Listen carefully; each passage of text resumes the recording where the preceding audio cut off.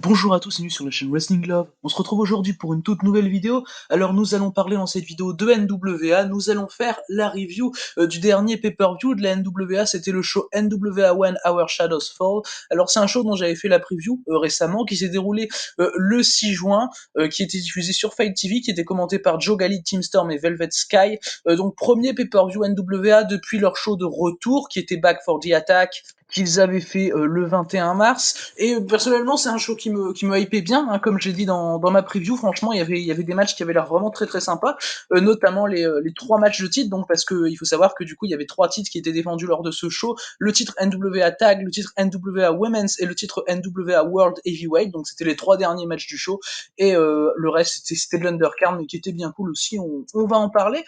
Du coup on va commencer tout de suite la review de NWA When Our Shadows Fall 2021 avec l'opener. L'opener c'était un four-way tag avec tout d'abord l'équipe Bestia 666 et Mecha Wolf, ensuite l'équipe The End, Odinson et Paro, donc qui apparaissent très souvent dans l'Indie US et qui ont même déjà fait de la NWA, ensuite March Rocket et Slice Boogie, et également l'équipe de Sal Rhinoro et de Samadonis qui s'appelait Rudo, hein, pour ce show. Samadonis, je sais pas, je m'avance sur quelque chose que je connais pas, mais c'est peut-être une référence à la AAA où il est Rudo. Enfin voilà, je sais pas, je sais pas pourquoi ils ont fait ça, mais je l'ai pris comme ça personnellement. Et le match en lui-même était bien cool. Personnellement, je trouvais que c'était vraiment un bon opener. Il a duré un peu moins de 9 minutes. On a eu une victoire très surprenante, hein, de Bestia 666 et Mecha Wolf. Alors c'est deux mecs qui apparaissent pas du tout à NWA. Du coup, je m'attendais absolument pas à ce qu'ils prennent la victoire. Après, le four-way en lui-même est bien cool. Sal Rhinoro a été booké comme un bon babyface dans le match. Il a eu quelques bons moments. Il a bien joué, il a bien géré son truc. J'aime bien l'équipe aussi de March Rocket et de Slice Boogie. The End ont été cool également. Personnellement, j'ai mis 3,25. C'est une bonne manière pour moi de commencer un pay-per-view comme ça. Après, il n'y a pas grand chose, pardon, à dire sur le match, mais ça restait assez intéressant pour moi pour du 8-9 minutes. Là, comme j'ai dit, franchement, tout le monde a très bien fait le taf. Il y a peut-être Samadonis que j'ai un peu moins vu que les autres. Bestia 666 également, même si les deux restaient cool, hein, évidemment. Et non, franchement, The End, plus je les vois, plus je les trouve bons, donc ça marche avec moi personnellement. Et du coup, voilà, j'ai mis 3,25 à ce match, juste vraiment étonné de la victoire de Bestia 666 et Mecha Wolf, dont l'équipe d'ailleurs, je l'ai pas dit, mais s'appelle la Rebellion Amalia. Je connaissais pas ce nom d'équipe personnellement. Apparemment, c'est un clan, donc voilà. Je m'y connais pas trop, donc je vais pas trop m'avancer sur le clan. Mais du coup, voilà pour ce match. On va maintenant pouvoir passer au deuxième match du show. Le deuxième match du show, c'était The Pope, donc l'actuel champion NWA Television, qui affrontait Tyrus. On rappelle que c'était un non-title match, donc The Pope ne défendait pas son titre dans ce match. Du coup, il n'y avait pas de time limit draw à 6 minutes comme on peut avoir d'habitude avec les matchs de NWA TV. Tyrus a battu évidemment The Pope, parce que j'ai trouvé vraiment pas surprenant à titre personnel, parce que le match est pas pour le titre et que ça donne une manière de réavoir finalement un Tyrus contre The Pope qu'on avait déjà eu en weekly pour le titre NWA TV, et je pense que Tyrus va prendre le titre à The Pope dans un NWA Power. D'ailleurs, moi ça m'étonnerait absolument pas personnellement. Alors le match en lui-même, j'ai trouvé très très cool personnellement. C'est un 3,25 également comme l'opener, mais je l'ai trouvé quand même un peu meilleur que l'opener. Celui-là se rapproche bien plus du 3,5, tandis que l'autre se rapproche du 3. Enfin voilà. Et celui-là était vraiment très bien. Et Tyrus, franchement, je trouve qu'il s'est très bien fait mettre over par The Pope. Franchement, The Pope, il est génial, hein. Franchement, dans ce qu'il fait, il fait un super travail pour mettre Tyrus over. Il a un très bon selling, il scelle très bien l'offense de Tyrus, franchement, qui est bien un powerhouse. Après, il y a eu quelques moments cool, quelques contres de The Pope, notamment sur les descentes du coup de Tyrus, qui était vraiment bien. Tyrus, qui est, je le rappelle, Brodus Clay. Et voilà, même si Tyrus en fait vraiment pas trop, hein, parce que Tyrus, c'est quand même quelqu'un qui est très limité dans le ring, on va pas se mentir. Franchement, les deux arrivent à faire un bon taf. The Pope carry très bien le match. Et je pense que, comme je l'ai dit, que Tyrus va prendre le titre à The Pope. C'était un match qui était vraiment très utile, très bien construit. Je l'ai trouvé un peu long, bah, c'est un peu plus de 10 minutes. J'ai trouvé ça un peu long par rapport à ce que j'imaginais du match personnellement, mais j'ai trouvé ça cool que ce soit long finalement. Mais voilà, un bon 3,25 qui tire vers le 3,5. Franchement, bonne surprise, et pour le meilleur match de Tyrus slash Brodus Clay que j'ai pu voir dans ma vie à titre personnel. Parce que bon, c'est pas le catcheur le plus excitant, on va pas se mentir, mais The Pope, c'est vraiment mettre over n'importe qui. Il est assez impressionnant, hein, The Pope, franchement, dans ce qu'il peut faire. Du coup, voilà pour ce match, donc remporté par Tyrus, qui était, j'ai oublié de le préciser, mais managé par Austin Idol, qui a fait un assez bon taf à l'extérieur du ring, qui a notamment pour la fin donné un espèce de point américain à Tyrus, qui a frappé du coup The Pope pour remporter le match. Donc voilà, d'un côté, ça a pas décrédibilisé The Pope non plus. Donc voilà, la fin était cool, et puis Austin Idol joue bien son rôle du coup. Voilà pour ce match. On va maintenant pouvoir passer au troisième match du show. Le troisième match du show, c'était un match par équipe féminin avec Melina et Thunder Rosa, qui affronté Taryn Terrell et celle qui faisait son retour dans le catch tout court, hein, elle était plus apparue dans un ring depuis Impact, depuis des épisodes d'Impact Wrestling en octobre 2020. Où, voilà, elle avait des problèmes personnels, elle est revenue du coup à la NWA pour faire donc son premier match à la NWA. D'ailleurs, ça a été annoncé qu'elle a signé du côté de la NWA Kylie Ray. Kylie Ray et Taryn Terrell ont évidemment gagné. Kylie Ray avait de toute façon besoin de remporter le match puisque c'était son retour et son retour dans le catch en général, parce que comme je l'ai dit, elle a jamais catché chez NWA avant. Et franchement, j'ai trouvé que c'était un très bon début pour Kylie Ray. Franchement, bon, à part la fin qui m'a beaucoup dérangé personnellement, parce qu'à la fin, t'as Thunder Rosa qui emmène Taryn Terrell en coulisses, qui va se battre en backstage avec elle. Là, on a marre, Thunder Rosa. Et pendant ce temps-là, du coup, il reste que Melina et Kylie Ray sur le ring, et Kylie Ray en profite pour faire un roll-up sur Melina et remporter le match. Alors, à part cette fin qui est absolument merdique, hein, on va pas se mentir, le match est bien cool. Franchement, c'est un bon match par équipe, avec Kylie Ray qui fait vraiment une très bonne performance. Ça se voit pas qu'elle a pas catché pendant 7-8 mois quand même. Et franchement, j'ai envie de la voir dans la title picture du titre NWA World Women's. Personnellement, Kylie Ray, je pense que c'est quelqu'un qui peut être très rapidement championne NWA. Elle a tout pour être championne finalement, Kylie Ray. Et vu qu'elle a signé en plus chez NWA, moi ça me paraîtrait pas déconnant de la mettre championne. Franchement, je trouve elle fait super bien le taf dans le match. C'est clairement autour d'elle qui est construit le match, et de manière assez logique d'ailleurs. La voir team avec Taryn Terrell, personnellement, ça m'étonnait un peu, mais je trouve que ça fonctionne plutôt bien. Après, Taryn Terrell, c'est pas la meilleure catcheuse du monde dans le ring, hein, ça qu'on soit bien d'accord. Mais voilà, clairement, match concentré autour de Kylie Ray, ils ont bien fait, et le match était assez cool, personnellement. Voilà, c'est du 3,25 pour moi, c'est pas spécialement rattrapé, mais ça faisait le taf. Du coup, voilà, malgré la fin de merde, j'ai quand même mis 3,25, et victoire donc de Kylie Ray et Taryn Terrell assez logiquement. On va maintenant pouvoir passer du coup au quatrième match du show, quatrième des 7 matchs du show, et donc dernier match de l'undercard, puisque je rappelle qu'il y a 3 matchs de titre. Alors le quatrième match, c'était un match un peu WWE fin des années 2000, début des années 2010. C'était GTJ qui affrontait Fred Rosser, donc Fred Rosser qui est nul autre que Darren Young, hein, du côté de chez WWE, qui était notamment dans une équipe avec Titus O'Neil. Alors ce match entre GTJ et Fred Rosser a duré un peu moins de 10 minutes. On a eu une victoire qui m'a personnellement beaucoup surpris, et pas spécialement plu, de TJJ. Alors ça m'a pas spécialement plu parce que c'est Fred Rosser qui est plus régulier dans la NWA Power, même s'il apparaît pas chaque semaine, et DTJ c'est sa première apparition cette année à la NWA, et je m'avance peut-être un peu, mais je pense que c'est sa première apparition à la NWA tout court, en fait, à GTJ. Donc pour le coup, j'ai trouvé ça quand même assez compliqué de le voir remporter ce match contre un mec qui est quand même assez régulier. Bon, après, les deux vont bien avec le style NWA, ils ont fait un bon match. Moi, j'ai mis 3 étoiles. C'est pour moi le deuxième match le moins bon du show, le moins bon match undercard à mon sens. Parce que oui, il y a un match de championnat qui est moins bon que ce match à mon sens, ce qui est quand même dommage. Et on y reviendra tout à l'heure. Mais celui-là, voilà. En fait, t'as Rosser qui est vraiment très bien, qui carry le match, et GTJ que je trouve, même s'il va bien avec le style NWA, je le trouve très moyen. Hein, GTJ, franchement, c'est pas mauvais, mais je comprends pas pourquoi ils ont donné la victoire à quelqu'un qui apparaît même pas dans la compagnie, et avec un roll-up qui était même pas bien exécuté au passage. Franchement, le roll-up de GTJ à la fin est vraiment dégueulasse. Donc voilà, fin de merde, décision de merde, mais le match est correct. Donc voilà, c'est pour ça que j'ai mis 3 personnellement, c'est pas du tout à rattraper, mais ça faisait la transition entre les matchs undercard et les matchs de championnat. Du coup, voilà pour ce match. Personnellement, j'ai rien de spécial de plus à dire sur le match, voilà, qui était vraiment gâché par le finish malheureusement.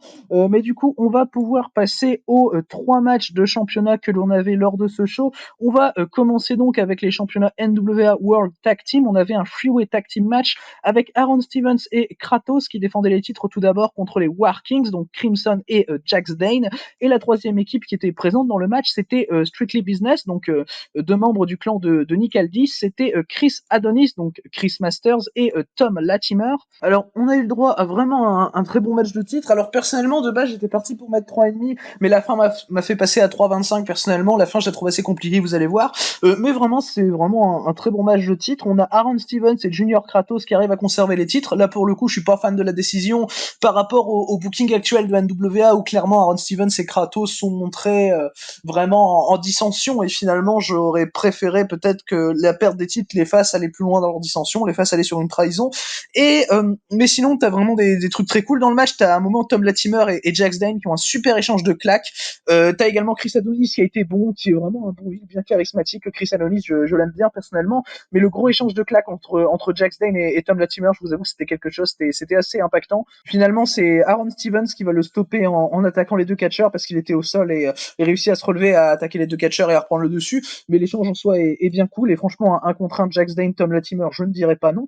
Alors, la fin, je vais vous dire, en fait, on a Junior Kratos qui arrive, et du coup, t'as Kratos qui fait son low blow, et après, tu as Aaron Stevens qui gagne juste après grâce au low blow de Kratos finalement, alors que de base, Aaron Stevens voulait vraiment pas gagner sur les triches de Kratos, enfin, il était pas content en weekly quand Kratos trichait, enfin, il s'énervait sur lui, et là, il gagne tranquille grâce au low blow de Kratos. En plus, il voit le low blow de Kratos, enfin, il est allongé dans le coin, il regarde, et il voit Kratos faire le low blow, puis après, il va faire le tomber, puis il gagne comme ça, et il n'y a pas de reproche fait par rapport à Junior Kratos. J'ai trouvé ça compliqué, personnellement, la fin, je la trouve pas logique, finalement, par rapport à la storyline, et bon, c'est dommage. C'est bien dommage d'avoir eu cette fin-là, parce que le match était vraiment bien parti. À la base, j'étais parti pour mettre 3,5 personnellement, mais j'ai dû mettre 3,25 à cause de cette fin. Après, le match reste bon, personnellement. Pour moi, c'est le deuxième meilleur match du show. Franchement, je dirais le deuxième meilleur match du show, parce que franchement, c'était bien propre.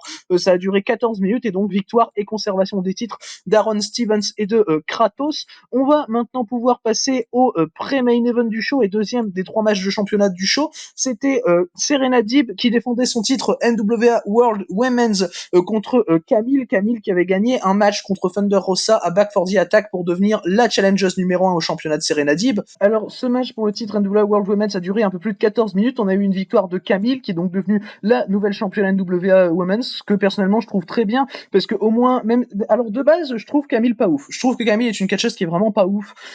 J'ai du mal avec Camille de base, mais je trouve quand même ça très bien qu'elle gagne le titre, puisque ça ramène le titre vers une meuf de la NWA. Je rappelle que Serena Deeb est une fille d'AEW, donc j'ai jamais confiance dans ces choses-là, je vous avoue. Donc je trouve ça bien que le titre revienne à la NWA. Camille prend le titre. Alors de base, je suis pas fan de Camille, mais ce match va me montrer tout le contraire, parce que alors franchement, le match a fermé ma gueule. Hein. Clairement, je vais pas vous mentir, parce que Camille c'est une catcheuse qui est pas ouf à la base, mais là elle te fait une super performance que vraiment j'ai adoré le match. Hein. J'ai mis 3,75, j'étais vraiment très proche du 4.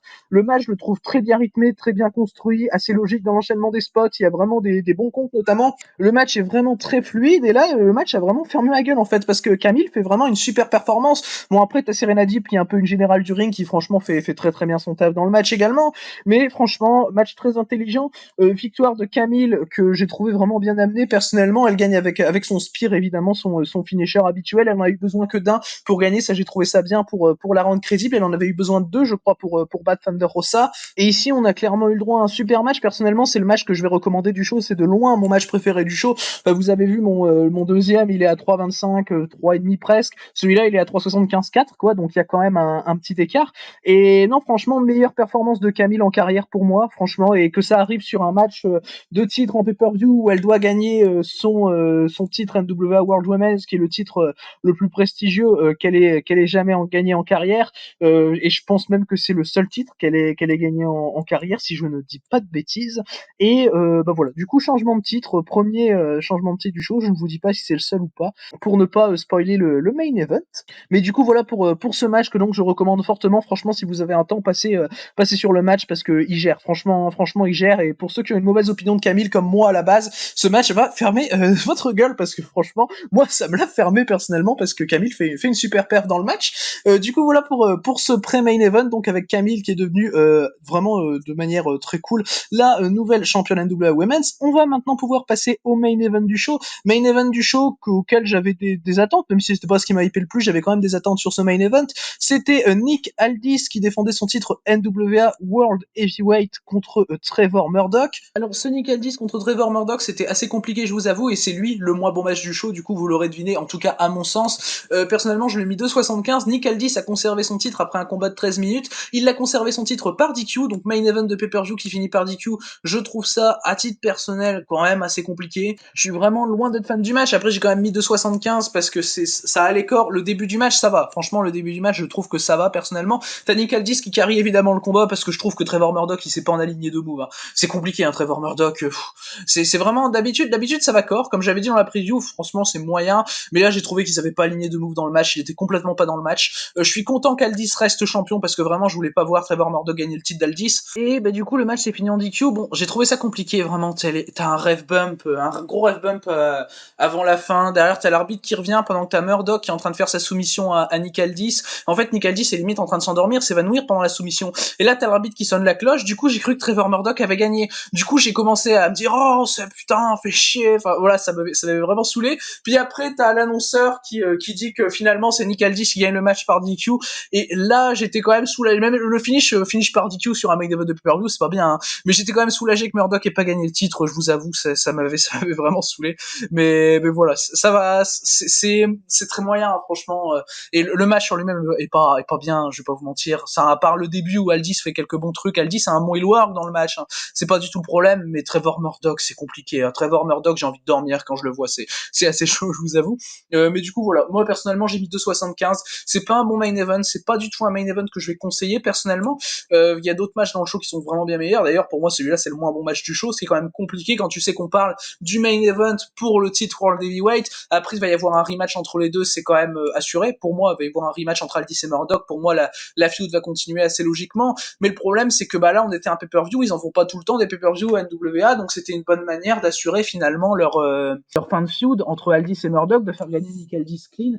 Donc là, voilà. Là, j'ai trouvé ça compliqué pour le coup. Et avec cette feud qui va continuer encore plus, j'ai vraiment peur que ce soit pour donner le titre à Murdoch. Franchement, ça me saoulerait, je vous avoue. Je préférais qu'Aaron Stevens prenne le titre à Aldis dans plusieurs mois. C'est une idée que j'avais pas forcément eue, que voilà. Et Aaron Stevens, franchement, champion, pour moi, ça serait très cool après sa feud contre Junior Kratos, après qu'ils perdront les titres au tag. À mon sens, pour moi, c'est quelque chose qui pourrait se faire et être vraiment cool. Mais du coup, voilà, c'est ce qui conclut donc ce show NWA One Hour Shadows Fall. C'est ce main event donc qui finit par DQ et une conservation de titre de Nick Aldis qui conclut ce show. Alors le show dans l'ensemble, il est pas ouf, franchement, il est pas ouf, hein. C'est pour un pay-per-view, j'en attendais peut-être un petit peu plus, et pour un show qui m'a hypé bien, j'en attendais peut-être un petit peu plus. Après, ça reste cool, ça va, c'est du 6 sur 10, je vous avoue, le show. Il y a rien de transcendant. Donc t'as le Camille Serenadib qui est vraiment super et que je conseille personnellement, le Camille Serenadib. Mais le reste, pour spécialement avoir, bon, le match de titre au tag, pourquoi pas également le Tyrus contre eux, pas ouf. Mais pour moi, à part ces trois matchs-là, franchement, il y a pas spécialement de choses à voir. C'est un pay-per-view qui était finalement assez lambda, qui était voilà, c'est compliqué à décrire, mais c'est un show moyen, c'est pas mauvais, c'est pas spécialement bon, mais c'est moyen. Et franchement, s'il y a un match que je détache, et très largement, c'est le Camille Serenadib que je conseille vraiment personnellement. Du coup, voilà pour cette review donc de NWA One Hour Shadows Fall 2021. Merci à vous de l'avoir écouté, j'espère qu'elle vous aura plu. Et du coup, d'ici les prochaines vidéos, je vous dis à la prochaine.